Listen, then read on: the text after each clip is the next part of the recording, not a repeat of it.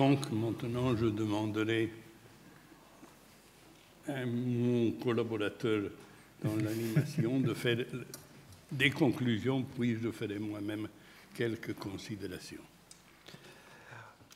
Alors, comme je vais être très bref, comme média suisse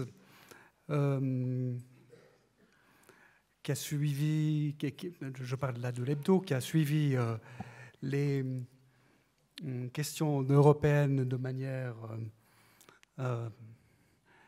comment dire, assez soutenue. Paradoxalement, le résultat de la votation du 9, c'était le 9 février, voilà, c'est une date qu'il faut noter, nous a fait beaucoup réfléchir sur l'engagement ou pas des médias en matière européenne. On a, au fond, conclu, suite à cette débâcle inattendu par tous, que les médias s'étaient désengagés, même un média comme nous, l'hebdo, de la question européenne, et que ce qui se passe actuellement la rendait plus intéressante que jamais, que les médias qui considèrent cette question de manière peut-être un peu différente, je citais Mediapart tout à l'heure, en dépit des effectifs en régression, en recul, ont beaucoup de cartes à jouer si elles savent réinventer la couverture de l'actualité européenne. Je pense que il y a beaucoup à faire en étant plus qu'un correspondant à Bruxelles, planté devant la porte du Parlement ou de la Commission.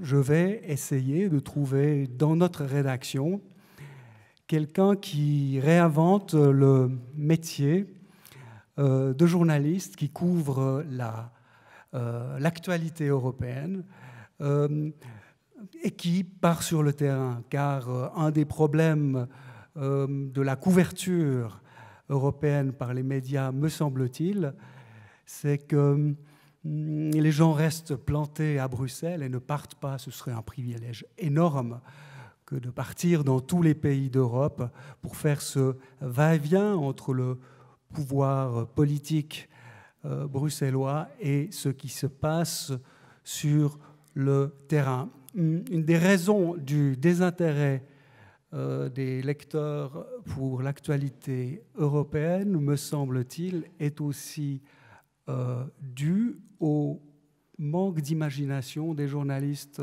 eux-mêmes.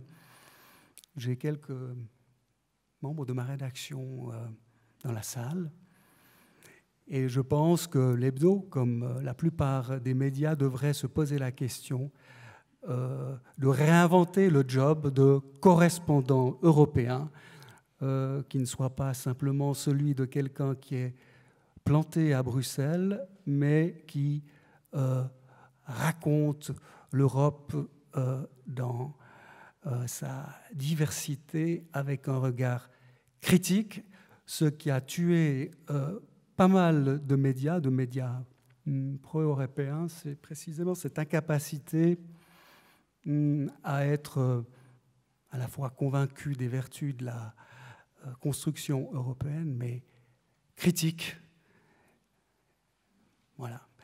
Donc, je dirais que, pour terminer, notre réflexion à l'hebdo, allez, je fais un petit plaidoyer pro-domo, ça doit être de nous qui avons été très engagés dans la couverture de l'actualité européenne, c'est de réinventer le journalisme sur l'Europe et possiblement de créer un poste de grand reporter et non pas de correspondant tiraillé entre les rubriques pour couvrir une actualité qui est intéressante, de plus de plus en plus intéressante vu les crises qui s'annoncent. Voilà. Donc, l'Europe et les médias. Excusez-moi, j'ai été peut-être un petit peu nombriliste, mais je pense que la qualité de la couverture médiatique de l'actualité européenne n'est pas seulement une question d'effectifs, ils sont en diminution, mais aussi d'imagination dans la manière d'approcher l'actualité. Le poste de correspondant à Bruxelles est un poste de rêve. Avis aux amateurs s'il y en a dans la salle. Bon, je vais renchérir sur ce que vous dites. On entend maintenant? Oui. J'oserais même dire une chose qui sera probablement trouvée exagérée, c'est que l'Union européenne s'est faite et continue à se faire malgré les médias. C'est vrai, je le dis réellement, malgré les médias, malgré les professeurs de droit constitutionnel aussi. Et je leur ai dit. Et pourquoi? Parce que l'Europe est une fédération qui se construit d'une façon très particulière. Elle ne se construit pas par une imposition du haut, elle se construit par consentement depuis la base, et en même temps, on constitue le tissu fédéral de la société fédérale et les institutions. Donc, à différence d'un processus constitutionnel normal, facile à comprendre par tout le monde, on ne doit pas seulement faire les institutions, on doit faire d'abord la société que ces institutions doivent régir. Et ça est beaucoup plus difficile à comprendre pour les citoyens eux-mêmes qui ne comprennent pas le processus où ils sont. Donc c'est très difficile de leur raconter une chose que pas tout le monde comprend. Voilà le premier problème qu'il y a pour ceux qui doivent transmettre la nouvelle. Et vous en avez fait allusion au commencement de votre intervention à ce problème qui était de bien transmettre ce qui se passe dans des termes qui soient compris par les récepteurs. Ce n'est pas facile du tout, c'est très, très difficile. Parce qu'on est à deux moments différents de la construction des institutions. C'est-à-dire, on est au XXIe siècle, quand la construction européenne serait comme si on se trouvait dans un canton suisse au commencement du siècle XIX, et il fallait en former les autres cantons. Évidemment, on ne verrait pas de la même façon la construction de la Confédération depuis Genève que depuis Zurich ou depuis Basel ou quelqu'un autre canton. Il y aurait des mentalités différentes, même pour comprendre cette construction. Et pour comprendre ce que vous disiez, on ne comprend pas qui est-ce qui ordonne et décide en Europe. Mais aux États-Unis, en 1840, on n'en comprenait pas non plus, parce que ni le président commandait comme aujourd'hui, ni le Sénat avec la même puissance, ni il y avait une armée fédérale, etc., etc. C'était, comme nous, quelque chose qui était balbutiante, et donc c'est très difficile de transmettre les balbutiements aux gens qui sont soumis à ça. Ils croient qu'ils sont commandés depuis leurs États nationaux, comme depuis leur canton, aux États-Unis, leurs États membres, et ce n'est pas du tout vrai.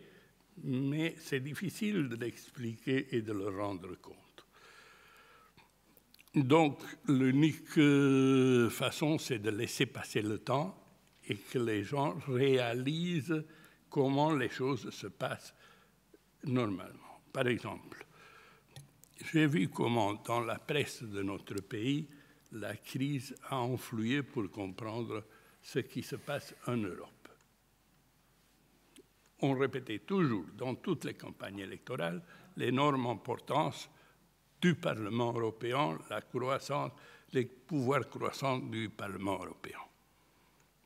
Les électeurs en général étaient très contents parce que l'Europe était une espèce de vache laitière qu'il suffisait de traire habilement pour obtenir beaucoup de lait. Bon, que ce soit du Parlement ou du Conseil ou de la Commission, il en portait peu. Et donc, il n'avait pas à se soucier beaucoup. La crise est venue et l'image de l'Europe est complètement transformée. Maintenant, elle est Mme Rottenmeier, qui, évidemment, est beaucoup plus antipathique. Et ces élections, pour la première fois, sont importantes parce qu'il faut savoir si c'est cette Mme Rottenmeier qui va nous gouverner ou c'est quelqu'un qui a une bonne apparence et qui est content et qui va laisser que l'argent arrive sans difficulté, avec des prêts, des donations d'argent, des dettes, etc., etc.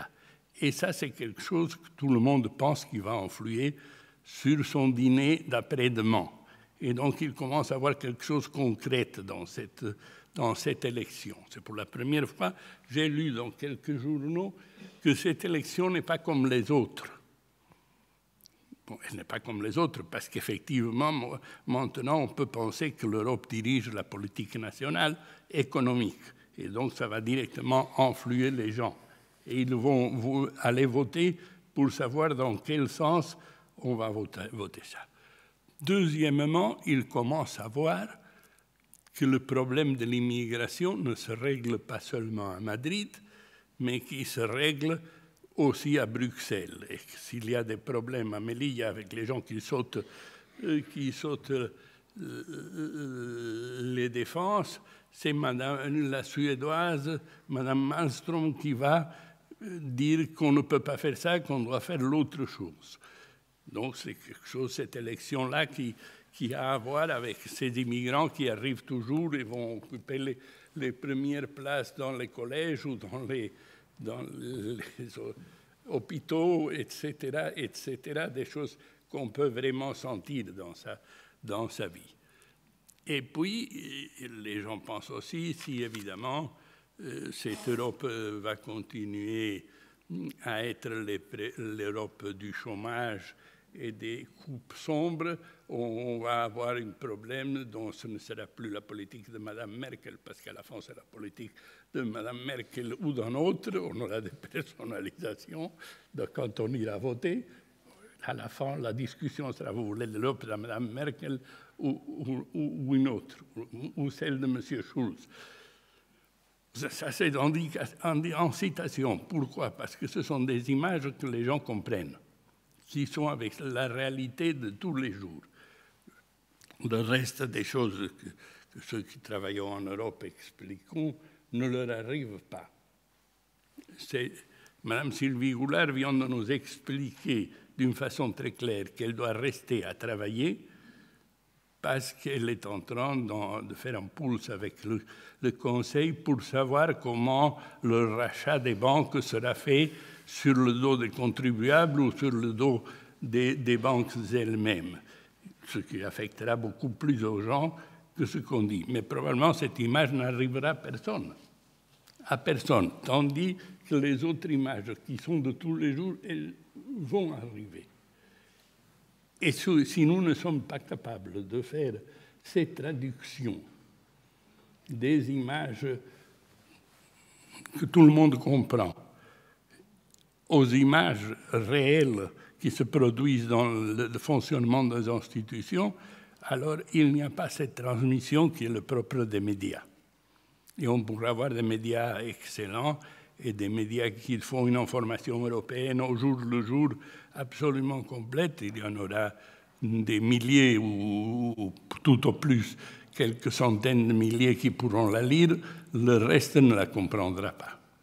Bon, ce serait un peu ma conclusion. C'est un énorme effort, comme vous disiez tout à l'heure, de langage, de connaissance et de transposition au langage du lecteur, du spectateur, qui fera possible aux médias de récupérer leur fonction essentielle qui est d'intermédiaire dans une société. entre le fait et comment on perçoit le fait. Voilà la question, ma conclusion sur ce que vous avez essentiellement dit. Vous l'avez bien dit excellemment et avec des explications beaucoup plus complètes. Je regrette de ne pas les reproduire, ce ne seraient pas des conclusions, ce serait une répétition. Mais ça ne m'empêche pas de vous donner les remerciements les plus sincères au nom du public qui vous a suivi avec une extrême attention à tout moment. Et demander à ce public de démontrer leur satisfaction avec un applaudissement nourri.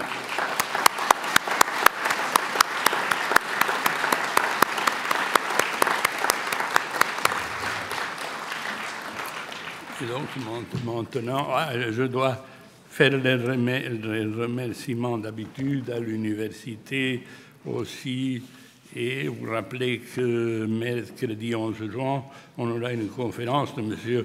Jean-Claude Trichet, qui est bien connu, je n'ai pas besoin de l'expliquer.